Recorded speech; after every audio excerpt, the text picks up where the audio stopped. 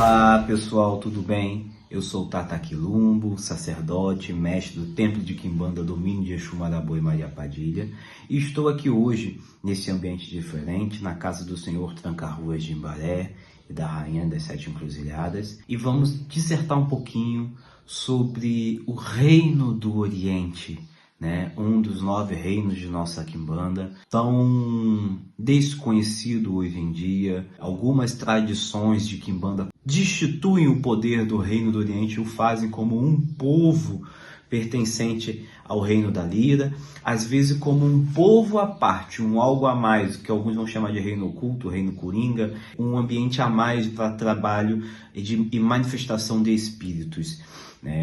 Como vamos ver algumas quimbandas que cultuam os Exus e Pombogiras ciganas e cultuam os ciganos de Oriente separado, mas normalmente você vê muito cigano nessa situação, o que leva muito a chamar esse reino também de reino cigano. Todavia, não é uma total realidade, né? Para entender o Reino do Oriente, é uma coisa muito complexa, não é nada fácil, não é nada rápido de entender, porque a princípio quando você fala de Oriente, você vai ter a ideia exatamente do Oriente, do leste, da região leste, dos povos que habitam o leste.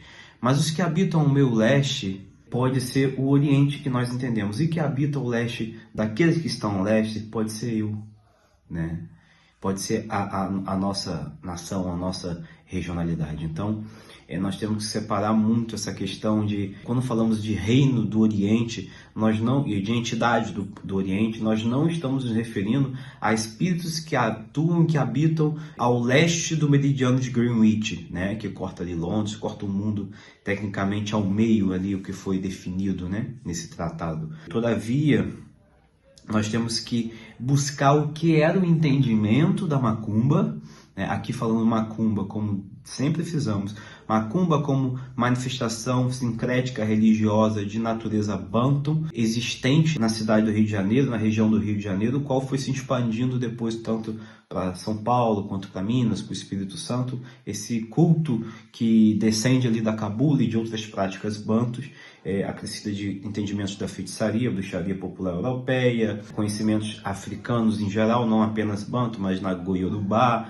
conhecimentos do povo Evefon, conhecimentos ameríndios também, que não podemos esquecer. Então tudo isso, esse universo da macumba, e nós temos que entender isso porque Quimbanda, oriunda do tronco tradicional, como nossa família sempre vem falando, ela é uma vertente que ela se origina dentro da macumba. São as vertentes de primeira onda. E qual é a base de entendimento dessas quimbandas? É o entendimento da macumba. Como Aloysio Fontenelle colocou no livro dele, O Espiritismo no Conceito das Religiões e a Lei de Umbanda, que a quimbanda ela era preocupada, a preocupação da quimbanda era a manutenção das práticas dos seus ancestrais africanos, né? Ou seja, dos bantos, né? Da macumba.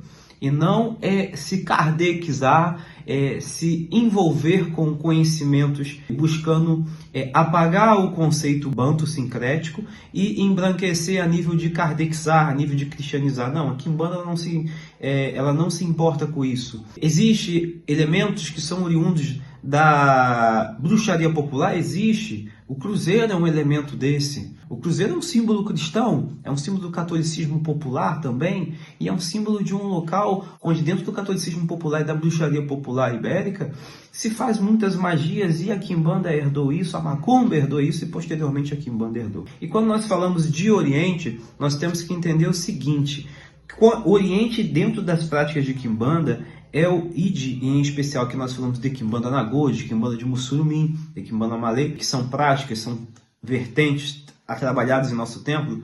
E fazendo um detalhe aqui, um adendo, um parêntese, que quimbanda malê tem atuação dentro de 2 reinos, reino das encruzilhadas e o reino das almas. A gente, por mais que tenhamos essas tradições sendo trabalhadas dentro do nosso templo, cada uma segue a sua filosofia. Nós não misturamos, nós não fazemos uma misturar a outra. Até porque se uma quimbanda mistura com a outra, ela deixa de ser o que ela se torna algo novo, né? Então nós temos que entender o quê? Que dentro do conceito macumbeiro, vamos dizer assim, quimbandeiro, o Oriente não é os povos, cidades ou regiões que estão ao nosso leste, que estão onde nasce o sol. Não, pelo contrário. Nós estamos falando do conceito base lá da feitiçaria brasileira, que o Oriente se refere a todos os povos estrangeiros, as culturas estrangeiras. Mas aqui temos que deixar claro que dentro dessas culturas estrangeiras não vai coincidir a cultura ibérica, ou seja, Portugal e Espanha. Por que não vai? A pessoa fala, poxa, Tata, então você está... A quimbanda sua ela é excludente, ela está excluindo a cultura, a bruxaria, a magia ibérica. Não, porque a magia ibérica já é nosso povo também, entendeu? É base da quimbanda nagô. Então ela não tem como falar de algo que já é estrutura dela. Aqui fala de povos além disso, povos além dessa estrutura. Ou seja, o que são povos além disso? São aqueles espíritos que se manifestavam nos terreiros de macumba, que mantiveram seus trabalhos na quimbanda e que não eram caboclos, que não eram pretos velhos, que não eram exus e pombogiras na fundamentação de ancestralidade ibérica, ameríndia ou africana. Não, são espíritos que ultrapassavam essas barreiras geográficas, né? Então aqui nós vamos ter uma divisão imensa de espíritos e as legiões, os povos que fundamentam esse reino, porque esse reino é muito amplo. Ele vai falar do bem-estar, vai falar da satisfação, ele vai falar do prazer, ele vai falar da vida nômade, do deslocamento entre os locais e outros. O reino do Oriente ele surge por meio da força do reino, aqui cosmogonicamente falando, para a força do reino das encruzilhadas, né? E com a conjunção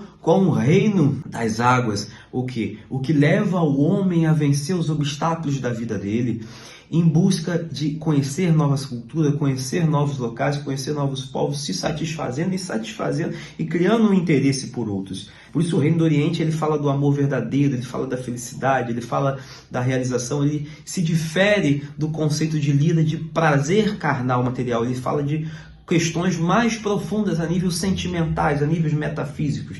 Isso sim é a grande diferença entre Lira e Oriente, porque muitos vão falar, poxa, mas se tem cigano ali, na minha tradição tem cigano na Lira, por que não pode ser? Não, aqui nós falamos de questões diferentes. Os regentes desse reino é o Exu Rei do Oriente e a Pombagira Rainha do Oriente. Algumas famílias vão chamar de Exu Rei Cigano e de Pombagira Rainha Cigana. Volto a repetir, devido à nomenclatura que esse reino também tem, algumas tradições, algumas casas, de ser chamado também de Reino Cigano, apesar de não ser formado só por ciganos. O primeiro povo que compõe, na verdade vamos falar de todos os povos, mas vamos listar e depois vamos falando um pouquinho. É o povo dos indianos, né? O povo hindu, né? Realmente faz parte dessa trajetória. Nós vamos ter o povo do Oriente Próximo, que ali inclui os árabes, os hebreus, os espíritos persas. Tem o povo do Oriente distante, do Extremo Oriente, né? Chineses, japoneses, mongóis, a linha, o povo dos egípcios, o povo dos ameríndios. Aí aqui você tem que entender os ameríndios, que não se refere aos caboclos de origem brasileira, tá? São os ameríndios fora da extensão do Brasil, né? Da América do Sul, da América Central. Vamos ter os povos europeus, como já falamos aqui, não encontra-se os ibéricos, porque o ibérico já é fundamento da quimbanda nagô.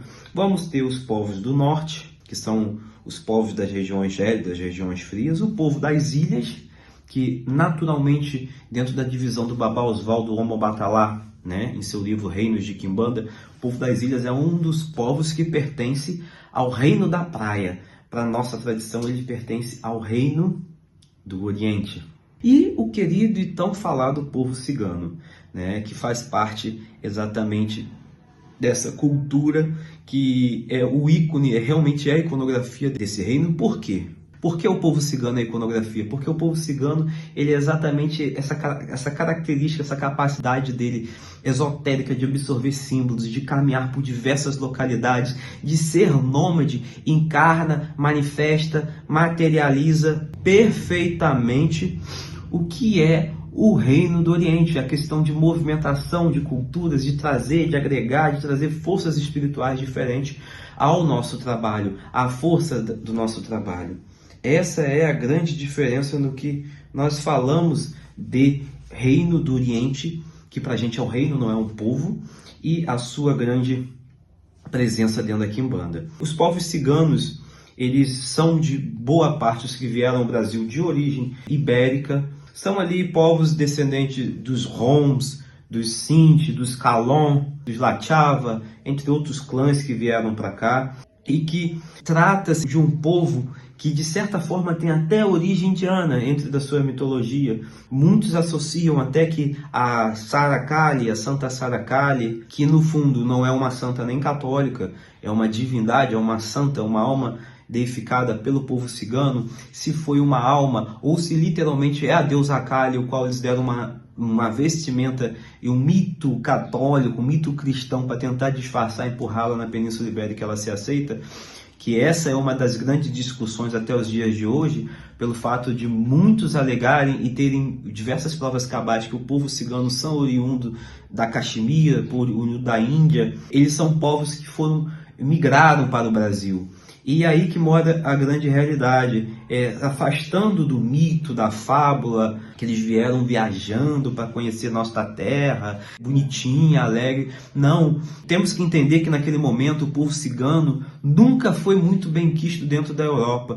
E o que os reis faziam, principalmente eles que eram acusados de bruxaria e feitiçaria, eles eram condenados lá nas capitais, nos estados mesmo, Portugal, Espanha, e eram condenados, quando não eram à morte, à prisão lá mesmo perpétua. A prisão perpétua, a condenação era ser levado para as colônias, vinham para o Brasil. Assim como teve um momento que durante a colonização os portugueses estavam se relacionando com as ameríndias, com as negras, se eu não me engano foi Paulo da Nóbrega, não me lembro o nome do padre agora no momento. Ele fez uma carta ao rei de Portugal que enviasse mulheres ao Brasil, mas que fossem mulheres brancas, se eram direitas ou não, ou seja, se eram pessoas que estavam na vida comum, se eram pessoas que estavam na prostituição, se eram pessoas que estavam no crime, se eram pessoas que estavam naquele momento praticando feitiçaria, que era algo que era condenado pela igreja, pelos reinos medievais que eram católicos, pelos reinos europeus que também, até no Estado moderno, muitos sempre mantiveram o símbolo católico, tanto que a maioria dos reinos, a cruz é o símbolo sagrado do império. Esses povos ciganos foram obrigados a vir para cá. Muitos se prostituíram aqui para ganhar a vida, para não morrer de fome. Muitos foram trabalhar, muitos foram cometer crimes mesmo, muitos foram para a lavoura, muitos foram se cometer as situações subhumanas de escravidão. Essa é a parte que ninguém vê do povo cigano, né? A parte que ninguém fala. E dizer que a presença do povo cigano na quimbanda e no Brasil é pouquíssima para negar a presença e a forte presença europeia, chega a ser criminoso para com esses espíritos, chega a ser desrespeitoso com essas forças, dessas almas que vieram, que batalharam, que sofreram e ajudaram a construir um culto e toda a nossa, não só o culto, construir essa nação que nós estamos hoje e construir esse culto que nós chamamos de quimbanda, né? Porque existe muita influência da quimbanda. A maioria das vertentes de quimbanda, um dos oráculos primordiais que um iniciado recebe, isso de norte a sul do Brasil, varia, claro, cada caso é seu caso, cada tradição é sua tradição, mas muitas delas recebem o quê em seus primeiros oráculos? O baralho cigano, o baralho Lenormand, o tarô Lenormand, da forma que queira chamar, que aquele baralho criado pela Madame Lenormand, com a sua metodologia de interpretação por meio do baralho cigano, por meio da visão cigana cósmica da coisa, né? Claro, a quimbanda se adapta e tudo mais, mas qual é a base? Cigana.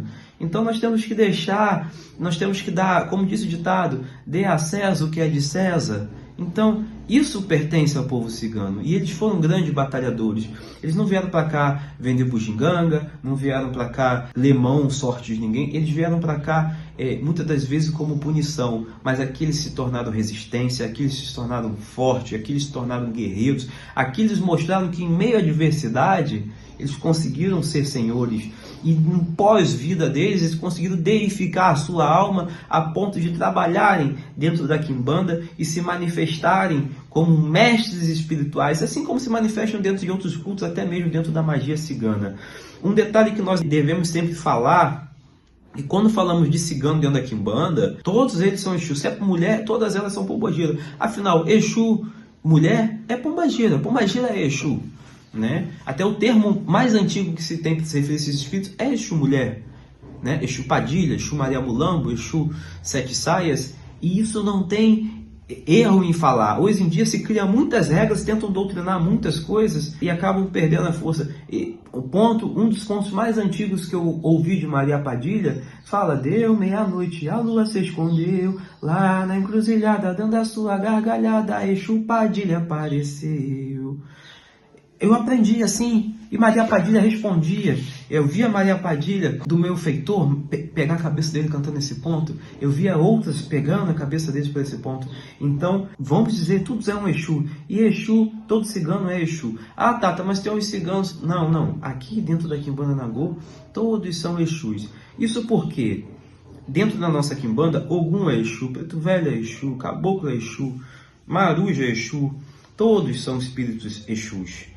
A Quimbanda, como Fontenelle anotou lá, como Lourenço Braga anotou, e muitos, até Humberto Maggi, em sua obra recente, Encruzilhadas e Cemitérios, Cemitérios e Encruzilhadas, não me lembro o nome, ele, que é até uma leitura boa, recomendo também, recomendo a leitura dele, recomendo o Ganga, o Resgate, a Quimbanda no Renascer da Magia, do Ligori, né, o Tata Kamushinzila, tem também o Daimônio Volume 2, que são livros que tecem sobre a Quimbanda Nagô, e o do Maggi fala de Quimbanda a nível de estudos, né, a nível histórico. E ela fala exatamente dos processos de surgimento dela aqui dentro do Rio de Janeiro, dentro da Macumba Carioca, não desmerecendo ninguém, mas ali é um estudioso falando sobre aquilo. E nós temos que entender sempre esse processo de formação, e entender que os ciganos, quando falamos de magia cigana, eles são algumas casas, pelo que eu já vi, a maioria deles, quando fala do culto cigano puro, eles discriminam os Exus e pombogiras ciganas. Há certa discriminação. Por quê? Eles falam que o Exu cigano ou a pombogira cigana são espíritos renegados, que foram espíritos que foram renegados do seu clã em vida ou mesmo depois da morte, devido às suas práticas, suas crenças, suas atitudes, e eles se desgarraram da egrégora cigana e se tornaram Exus e pombogiras ali para poder ganhar. Não, aqui dentro da Quimbanda Nagô, todo cigano que se manifesta, ele é considerado um Exu, cultuado como se fosse dentro dos seus gostos, dentro do que a regra determina para o Reino do Oriente, mas eles são Exus, né? Isso não é demérito, pelo contrário, é sinal de evolução, né? É sinal de crescimento, é sinal de deificação de alma se tornar um Exu. Porque tem muitos espíritos de outras bandas que no fundo são apenas eguns transitórios, que hão de encarnar ainda de novo, estão em processo de evolução.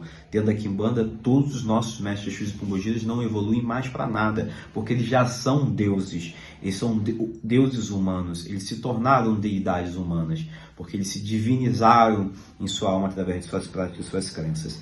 E outro detalhe muito importante, alegar que o Exu cigano, a pombogira cigana, são espíritos que em vida amaram o estilo cigana, liberto de ser e tudo mais, destrói todo esse processo, não tem nada a ver. Um cigano, ele só é um cigano de coração, de sangue, se ele for nascido em sangue e ancestralidade cigana. De alma, se ele se iniciar nos mistérios ciganos, da magia cigana. Então, para ser cigano, Exu cigano ou pombogira cigana, ou cigano do Oriente, como alguns vão também chamar, e os outros Exus, os outros espíritos, eles são ciganos de alma, foram iniciados nessa magia, ou eles nasceram dentro de consanguinidade cigana. E, principalmente esses antigos, você dizer que é só por um achou bonitinho, não existe isso. Você destrói a história do que o povo cigano passou e marcou seu legado dentro do Reino do Oriente. Além disso, nós vamos ter lá o povo indiano,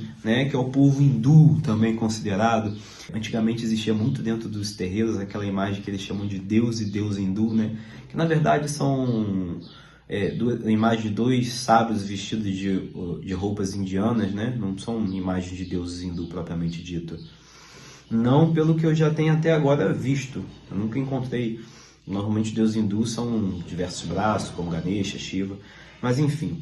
Ali nós temos a encarnação dos espíritos, a materialização dos espíritos dessa etnia, dessa origem, dessas práticas, que também chegaram ao Brasil. Muitos hindus chegaram ao Brasil, muitos indianos chegaram ao Brasil, trazendo o seu conhecimento tântrico, o seu conhecimento do prana, que querendo ou não é o fluido mágico, o fluido energético do planeta, que se associa ao conceito de chefe império maioral também. E esse povo, ele traz na síntese dele o conhecimento, a sabedoria a nível de medicinal, a nível que traz a cura para o corpo e para a alma. Eles são grandes médicos espirituais. Esses Exus que se manifestam através do povo indiano, ele tem esse poder de cura, esse poder de sabedoria, de entendimento, de conhecimento. Quando nós vamos passar já para outros povos, você vê que são todos povos que falam de conceitos que estão, de certa forma, relacionados a outras culturas. Nós vamos ter os povos europeus. O que são esses povos europeus? Esses povos europeus são espíritos oriundos de outros países, de outras etnias, de outras regiões que não é ibérica, ou seja, de não Portugal e Espanha, mas ali da França, são espíritos francos, romanos, celtas. São bárbaros de uma forma geral, que tinham essa vida de guerreira, essa vida de bruxaria, de feitiçaria. São espíritos, são legiões de espíritos que trabalham muito relacionado tanto à arte da guerra, ao conhecimento de batalha, de demandas a nível físico, a nível espiritual. São espíritos extremamente guerreiros e extremamente conhecedores de magias tão obscuras e profundas que muitas relacionadas a ela até com forças demoníacas, diabólicas nesse sentido. Os povos ameríndios também é um detalhe muito importante que nós temos que falar. O que são esses povos ameríndios, Muitos vão falar, mas povos ameríndios, os índios do Brasil, os nativos do Brasil, melhor falando, colocando, eles também são ameríndios, sim. Mas no caso, quando falamos de Oriente, nós falamos de espíritos estrangeiros. Falamos de espíritos que não fazem parte da ancestralidade e nem da regionalidade. Então, nós estamos falando aqui de espíritos astecas, incas, toltecas, maias. Estamos falando desse povo ameríndio, esse povo nativo que ocupava as outras regiões do Brasil e que sim se manifestam. Um ícone desse panteão, desse povo, é até Pantera Negra. Também Exu Pantera, Pantera Negra, Exu Águia Dourada, mas são nomes de índios. E terá os espíritos brasileiros com esses nomes, e terá os espíritos ameríndios de outras regiões com esse nome. Até mesmo Pantera Negra é associado muito ao povo asteca, ao culto do deus Jaguar, ao culto de outros deuses lá, e que sim, se mantém também e não se torna a mesma coisa. Por isso que nós falamos que o nome, ele tem que ser muito entendido. Tem nomes de espíritos que transitam e que se manifestam de forma totalmente diferente da outra, porque eles estão em povos, em reinos, em localidades e forças espirituais distintas. Além disso, nós vamos ter o povo egípcio,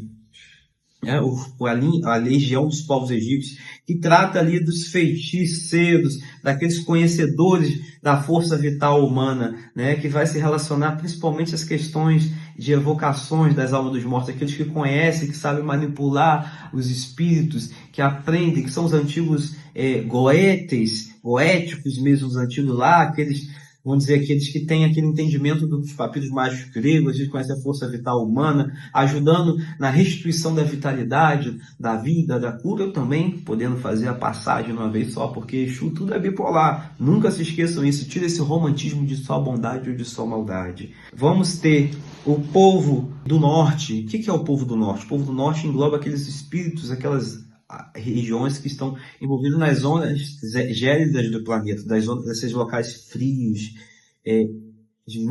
da vida pouca, da vida difícil, tanto do norte. Muitos vão associar aos mongóis, aos escandinavos, mas aqui nós estamos falando de guerreiros sobreviventes dessas regiões áridas, dessas regiões difíceis, velhas, com suas práticas pagãs, suas práticas de bruxaria, desde o início condenada pelos outros, mas que persistem até os dias de hoje. Aqui nós temos almas de grandes xamãs divinizadas, almas de grandes feiticeiros, de grandes bruxos que vêm trazer conhecimento e força de superação para o Quimbanda. O povo das ilhas, nós falamos exatamente daqueles povos que vivem isolados pelo mundo, regionalizados. Isso não é só a Ásia, não é só o Brasil, mas pelo mundo inteiro, esses povos regionalizados e que têm um conhecimento muito próprio, que têm seus conhecimentos ali. São povos que morreram dentro daquele ecossistema ali e se divinizaram ali, se tornaram almas divinizadas daquele povo, daquela etnia, e que trazem também sua sabedoria, seu entendimento, e que se relaciona muito até com o povo do Oriente distante, né? Pelo sentido de que o povo do Oriente distante, do Extremo Oriente, em verdade, são aqueles que reúnem as almas dos chineses, dos mongóis, dos japoneses, que tem essa diferença espiritual muito grande, que tem essa diferença, essa magia diferenciada dessa busca pela paz, assim como ao mesmo tempo pela guerra, através da guerra conseguir a paz, através das artes, da briga, da luta, conseguir tranquilizar a sua energia corporal, meditação. Então nós envolvemos esses espíritos com essa magia diferenciada. Mas entenda que esses espíritos, esses povos do Extremo Oriente, não é só a bondade, tem um lado perverso de todos eles, as maldições, as bruxarias, e esses espíritos conhecem tudo isso. Eles são grandes sábios da bruxaria, vamos dizer assim, oriental. E aqueles que vão falar como que vai ter japonês, vai ter chinês. Olha o processo de colonização brasileira. Pô, os povos orientais japoneses fizeram tanta coisa por esse Brasil, tantas são as colônias, tantos são os locais, cidades que têm festa para a colonização japonesa, a colonização asiática. Eles fazem parte, sim, eles vieram também pisar no nosso solo. E tem o povo do Oriente Próximo, né? Que acontece aqui? Que é o povo também chamado de povo Oriente, que inclui aqui os árabes, os persas e todo esse conhecimento da magia árabe, da magia persa, do culto de Arima, dos seres do deserto, dos Asuras, tem o culto ali dos djinns, esses espíritos, esses magos persas, esses magos e feiticeiros árabes, mouros também, que tiveram contato com a Península Ibérica e também que vieram para cá. Ferrabras mesmo é um exemplo de um espírito que trabalha também dentro do povo, dentro dessa legião de Exus, e que tem esse trabalho grandioso dentro da Quimbanda. Uma das cores que nós usamos muito, esse é um reino muito heterogêneo, ele é muito diferenciado, é um dos reinos mais complexos, mais bonitos de falar. Esse é o reino que eu não estou aqui agora com o nosso Brajá não estou com o nosso Brajá dos 7 reinos, mas esse é o reino que nós representamos com branco, verde, rosa em nossa tradição. Você vê que até as cores deles são diferenciadas, mas não é porque é branco, verde e rosa que não é Exu, não. Ali são tudo Exus que estão dentro desse reino, trabalhando, tendo suas manifestações. Esse povo, qual é o ponto de força dele? Volto a dizer, é muito heterogêneo. Então, tem que saber, isso é questão para iniciado, questão para quem quer conhecer, realmente quer saber, né? Eu posso dizer, o santuário cigano. O santuário cigano é o ponto de força do povo cigano, mas não de todo o povo do Oriente. Espero que todos tenham gostado. Um Zambia Quatessá, Aueto, e que o povo do Oriente, o reino do Oriente, o rei do Oriente, abençoe todos nós com saúde, progresso, sabedoria, prosperidade e perseverança, para que a gente possa sempre aprender mais e mais e fazer do nosso culto o melhor possível.